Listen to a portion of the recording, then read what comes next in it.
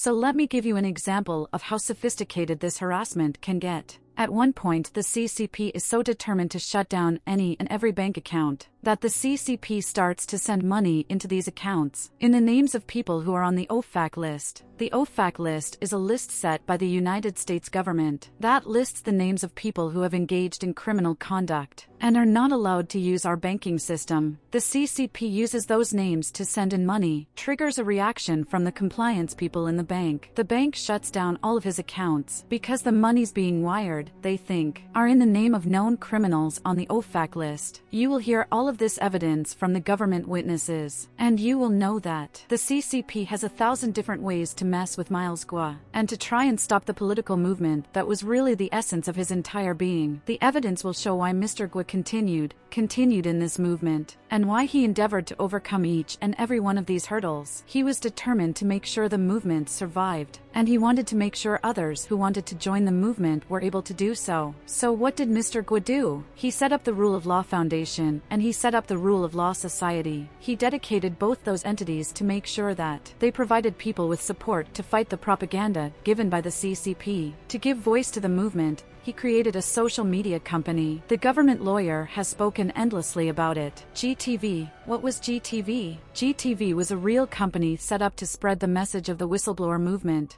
The point of Gtv was to get an uncensored voice out, not to just the people of Chinese beliefs and systems who lived in the United States, but also the many, many people who were left behind in China, who also wanted to be part of that movement. And that is what Gtv offered them. Yes, Gtv was the first of multiple business opportunities that aimed to spread the voice of the whistleblower movement.